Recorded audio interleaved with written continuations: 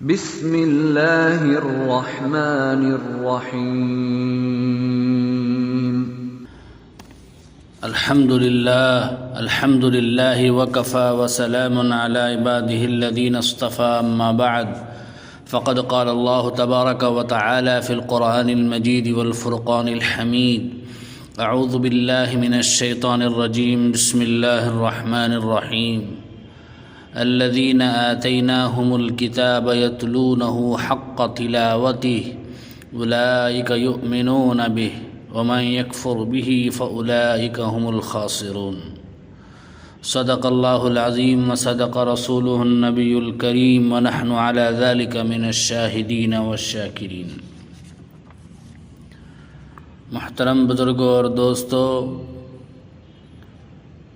اس سے پہلے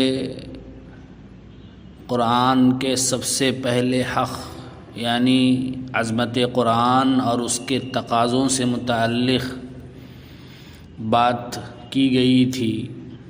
آج قرآن کا جو دوسرا حق ہے یعنی محبت قرآن، اس سلسلے میں چند باتیں بیان کی جا رہی ہیں۔ محترم حضرات، اللہ کے کلام کا ہم مؤمنوں پر دوسرا حق یہ ہے کہ ہم کو اللہ کے کلام سے، قرآن کریم سے عشق ہو، محبت ہو، کیونکہ ہر ایمان والے کو اللہ سے محبت ہوتی ہے۔ جس سے محبت ہوتی ہے اس کے کلام سے بھی انسان کو محبت ہوتی ہے۔ تو جب ہمیں اللہ سے محبت ہے، اس کے بغیر ہمارا ایمان مکمل نہیں ہوتا، تو پھر ہم کو اللہ کے کلام سے بھی محبت ہونی چاہیے۔ اللہ تبارک و تعالیٰ قرآن پاک میں فرماتے ہیں الذین آتیناہم الکتاب یتلونہ حق تلاوتہ، وہ لوگ جن کو ہم نے کتاب عطا کی وہ قرآن کو پڑھتے ہیں، قرآن کی تلاوت کرتے ہیں جیسے اس کی تلاوت کرنے کا حق ہے۔ یہی لوگ قرآن پر، اللہ کی کتاب پر ایمان رکھتے ہیں۔ جو بھی اس کا منکر ہوگا وہ خسارہ والا ہوگا۔ حدیث پاک میں آتا ہے، حضرت انس رضی اللہ تعالیٰ عنہ فرماتے ہیں، ایک صحابی نے رسول کریم صلی اللہ علیہ وسلم سے پوچھا، یا رسول اللہ، میں سورہ قل هو اللہ احد سے محبت کرتا ہوں۔ آپ صلی اللہ علیہ وسلم نے جواب میں فرمایا ان حبک ایہا یدخل الجنہ، تمہارا اس سورے کو محبوب رکھنا تمہیں جنت میں داخل کرے گا۔ اللہ اکبر! جب ایک سورت سے محبت پر یہ بشارت ہے تو فرمائیے کہ پورے قرآن سے محبت اور تمام سورتوں سے محبت پر کیا کچھ نہیں ملے گا۔ معلوم ہوا کہ قرآن سے عشق اور محبت جنت میں داخلے کا سبب ہے۔ اس سے بڑھ کر یہ کہ قرآن سے محبت اللہ کی محبت کا ذریعہ ہے۔ اور ایک حدیث میں ہے کہ نبی اکرم صلی اللہ علیہ وسلم نے ایک مرتبہ ایک صحابی کو امیر بنا کر جہاد میں بھیجا۔ اس صحابی کی عادت تھی کہ وہ ہر نماز کی دوسری رکعت کے آخر میں یا ہر رکعت کے آخر میں سورہ قل هو اللہ احد پڑھتے۔ جب یہ فوج واپس ہوئی تو صحابہ کرام نے اس صحابی کے اس عمل کا اللہ کے رسول صلی اللہ علیہ وسلم کے سامنے تذکرہ کیا۔ تو آپ صلی اللہ علیہ وسلم نے فرمایا ان سے پوچھو کہ وہ ایسا کیوں کرتے ہیں۔ ان صحابی نے بتایا اللہ کے رسول صلی اللہ علیہ وسلم اس صورت میں رحمان یعنی اللہ تعالیٰ کی صفت بیان کی گئی ہے، اس لیے مجھے اس صورت سے محبت ہے۔ تو آپ صلی اللہ علیہ وسلم نے فرمایا ان صحابی کو بتا دو کہ اللہ بھی تم سے محبت کرتا ہے، یعنی اس صورت سے محبت کی وجہ سے اللہ تم سے محبت کرتا ہے۔ تو بزرگوں اور دوستو، جو پورے قرآن سے محبت کرتا ہو اس کا تو کیا ٹھکانہ ہوگا۔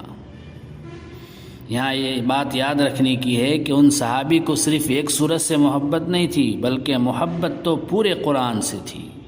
ہاں، زیادہ محبت اس سورت سے تھی۔ غرض یہ کہ قرآن مجید سے محبت رکھنا قرآن کا حق ہے اور ہمارے لیے لازم اور ضروری ہے۔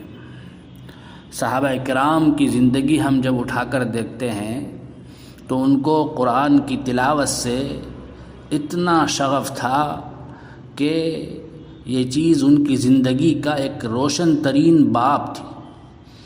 قرآن کے نزول سے پہلے یہ لوگ اشعار گنگنایا کرتے تھے۔ قرآن نازل ہوا تو ان کے لیے اشعار پھیکے پڑ گئے۔ اب صرف ذوق کلام الہی کی تلاوت اور تکرار کا ذوق تھا، اور ذوق بھی کیسا کہ تیر پر تیر لگ جاتے تھے، خون کی دھار بہہ جاتی تھی، مگر تلاوت قرآن کی لذت سب پر غالب رہتی تھی۔ ایک مرتبہ رسول کریم صلی اللہ علیہ وسلم بھی غزوے سے واپس تشریف لا رہے تھے۔ رات کے وقت میں ایک جگہ آپ صلی اللہ علیہ وسلم نے قیام فرمایا، اور حفاظت کے لیے، نگرانی کے لیے ایک مہاجر صحابی حضرت عمار ابن یاسر رضی اللہ عنہ اور ایک انصاری صحابی حضرت عباد ابن بشر رضی اللہ عنہ کو مقرر کیا۔ ان دونوں حضرات نے باری مقرر کر لی کہ آدھی رات ایک آدمی پہرا دے گا اور دوسرا سو جائے گا، پھر پہلا سو جائے گا اور دوسرا پہرا دے گا۔ رات کا پہلا حصہ حضرت عمار ابن یاسر رضی اللہ تعالیٰ عنہ کے جاگنے کا قرار پایا۔ آپ رضی اللہ تعالیٰ عنہ نے نماز کی نیت باندھ لی۔ دشمن میں سے ایک آدمی نے دیکھ لیا کہ کوئی آدمی کھڑا ہے تو اس نے تیر چلا دیا۔ وہ تیر ان کو لگ گیا، مگر انہوں نے کوئی حرکت نہ کی اور نماز پڑھتے رہے۔ اس کے بعد ایک بعد دیگر کئی تیر چلائے۔ آپ انہیں بدن سے نکال کر پھینکتے جاتے تھے اور اطمینان سے نماز پوری کرتے تھے۔ اپنے دوسرے ساتھی کو جگایا۔ انہوں نے ان کو زخمی دیکھ کر کہا، آپ نے مجھے فوراً کیوں نہ جگایا؟ حضرت عمار ابن یاسر رضی اللہ تعالیٰ عنہ کا ایمان افروز جواب سنیے۔ اس سے اندازہ ہوتا ہے کہ قرآن کے ساتھ ان کے شغف اور تعلق کا کیا عالم تھا۔ فرمایا کہ میں نے سورہ کہف کی تلاوت شروع کر دی تھی اور میرا دل نہ چاہا کہ اسے ختم کرنے سے پہلے رکوع کر دوں، لیکن بار بار تیر لگنے کی وجہ سے مجھے اندیشہ ہوا کہ اگر میں مر گیا تو میرا مقصد فوت ہو جائے گا جس کے لیے رسول اللہ صلی اللہ علیہ وسلم نے ہمیں مقرر کیا ہے۔ اگر یہ اندیشہ نہ ہوتا تو میں مر جاتا، لیکن سورہ ختم کرنے سے پہلے رکوع نہ کرتا۔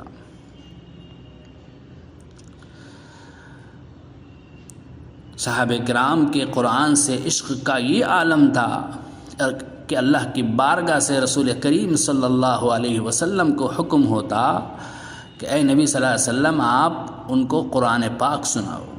حضرت ابی ابن کعب رضی اللہ عنہ کا واقعہ مشہور ہے کہ آپ صلی اللہ علیہ وسلم نے ایک مرتبہ ان سے فرمایا کہ اے ابی، اللہ نے مجھے حکم دیا ہے کہ میں تمہیں قرآن سناؤں۔ ابی ابن کعب رضی اللہ عنہ نے کہا کہ اللہ نے میرا نام لیا ہے؟ تو آپ صلی اللہ علیہ وسلم نے فرمایا ہاں۔ تو ابی ابن کعب رضی اللہ عنہ خوشی سے رونے لگے۔ یہ مقام تھا حضرات صحابہ کرام کا۔ حضرت ابی ابن کعب رضی اللہ عنہ تہجد میں 8 راتوں میں قرآن پاک ختم کرنے کا اہتمام فرماتے تھے۔ نبی کریم صلی اللہ علیہ وسلم نے ان کے متعلق فرمایا، اقرأ امتی ابی بن کعب، میری امت میں سب سے بڑے قاری ابی ابن کعب ہیں۔ نیز آپ صلی اللہ علیہ وسلم نے فرمایا، قرآن عبداللہ بن مسعود، ابی ابن کعب، سالم مولا ابی حذیفہ، معاذ ابن جبل رضی اللہ عنہم سے پڑھو۔ حضرت عمر فاروق رضی اللہ عنہ کے قرآن سے شغف کا یہ عالم تھا کہ جب جنگ یمامہ میں حفاظ صحابہ کی ایک بڑی جماعت شہید ہو گئی تو آپ نے قرآن کے ضائع ہونے کا خطرہ محسوس کر کے حضرت ابو بکر صدیق رضی اللہ عنہ کو قرآن کی تدوین پر آمادہ کیا۔ ایسے ہی آپ نے تراویح کی سنت جاری کر کے قرآن کی حفاظت کے ایک ایسے طریقے کو رواج دیا جس کی وجہ سے بے شمار قلوب قرآن پاک کے محفوظ سفینے بن گئے۔ تو محترم حضرات، یہی قرآن سے عشق اور محبت تابعین اور تبع تابعین میں رہی، حتیٰ کہ عورتوں میں بھی یہ چیز پائی جاتی تھی۔ اس پر ایک واقعہ یاد آ گیا، حضرت امام عبداللہ ابن مبارک رحمۃ اللہ علیہ، جو جلیل القدر محدث اور رفیع شان فقیہ اور اکابر صوفیہ میں سے ہیں، وہ ایک مرتبہ حج کو گئے۔ حج کے بعد کسی جگہ جا رہے تھے، راستے میں ایک جگہ محسوس ہوا کہ کوئی چیز کپڑے میں لپٹی ہوئی ہے۔ قریب جا کر دیکھا تو محسوس ہوا کہ کوئی انسان ہے۔ انہوں نے سلام کیا تو اس کپڑے کے اندر سے ایک بوڑھی عورت نے جواب دیا۔ عبداللہ ابن مبارک رحمۃ اللہ علیہ نے اس بوڑھی عورت سے مختلف سوالات کیے تو آپ کی حیرت کی انتہا نہ رہی، جبکہ اس نے ہر سوال کے جواب میں قرآنی آیات پڑھی جن سے ان سوالات کا جواب نکلتا تھا۔ یہ واقعہ بہت تفصیلی اور لمبا ہے، صرف یہاں چند سوالات اور ان کے جوابات بیان کرتے ہیں۔ حضرت عبداللہ ابن مبارک رحمۃ اللہ علیہ نے بوڑھی عورت سے پوچھا کہ تم یہاں کیا کر رہی ہو؟ تو وہ بوڑھی کہنے لگی، وَمَن يُضْلِلِ اللَّهُ فَلَا هَادِيَ لَهُ، اللہ جس کو گمراہ کر دے اس کا کوئی رہنما نہیں ہے۔ تو عبداللہ ابن مبارک رحمۃ اللہ علیہ نے سمجھ لیا کہ یہ راستہ بھٹک گئی ہے، اس لیے پوچھا کہ کہاں جانا چاہتی ہو؟ تو اس عورت نے قرآن کی آیت پڑھی، سبحان الذی اسری بعبدہ لیلا من المسجد الحرام الی المسجد الاقصی، پاک ہے وہ ذات جس نے اپنے بندے کو رات کے وقت مسجد حرام سے مسجد اقصی تک سیر کرائی۔ تو عبداللہ بن مبارک رحمۃ اللہ علیہ سمجھ گئے کہ مکے سے بیت المقدس جا رہی ہے اور راستہ بھٹک گئی ہے۔ تو عبداللہ بن مبارک رحمۃ اللہ علیہ نے پوچھا، کتنے دن سے یہاں بیٹھی ہو؟ کہنے لگی، ثلاث لیال سویہ، پورے 3 راتوں سے یہاں میں، پورے 3 راتوں سے۔ عبداللہ مبارک رحمۃ اللہ علیہ نے پھر پوچھا، کیا کچھ کھاؤ گی؟ کہنے لگی، اتم الصیام الی اللیل، روزوں کو رات تک پورا کیا کرو۔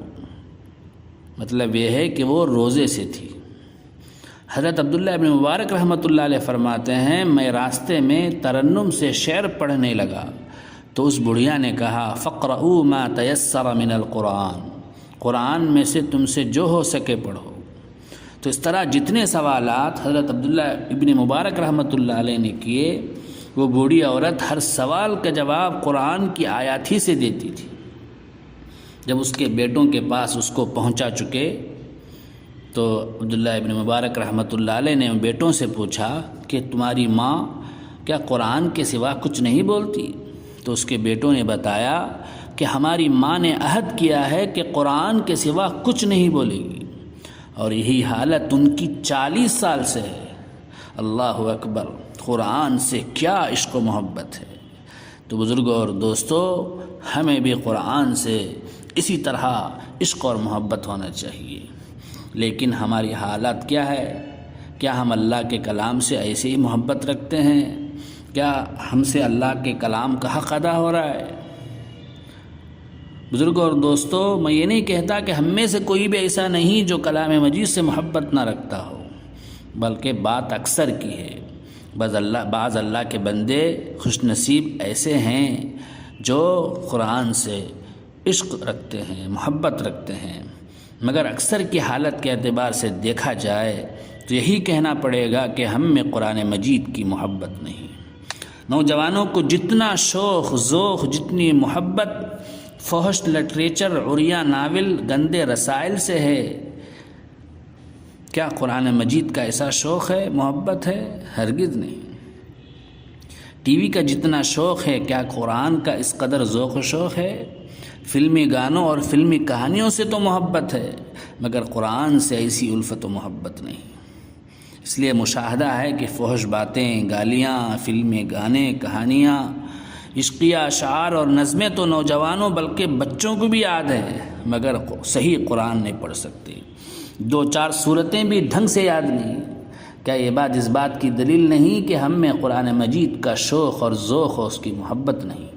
اگر محبت ہوتی تو ہم اس کو پڑھتے، یاد کرتے، ہماری زبانیں اس سے تر و تازہ رہتی، دوسروں کو بھی سناتے، خود بھی متاثر ہوتے، دوسروں کو بھی متاثر کرتے۔ تو بزرگوں اور دوستو، آج کل اس کی بے حد ضرورت ہے۔ اللہ تبارک و تعالی ہم تمام کو اپنے کلام سے سچا پکا عشق اور محبت پیدا فرمائے، اور قرآن کا، کلام اللہ کا جو حق ہے اس کو ادا کرنے کی توفیق عطا فرمائے۔ آمین۔ وآخر دعوانا ان الحمد للہ رب العالمین۔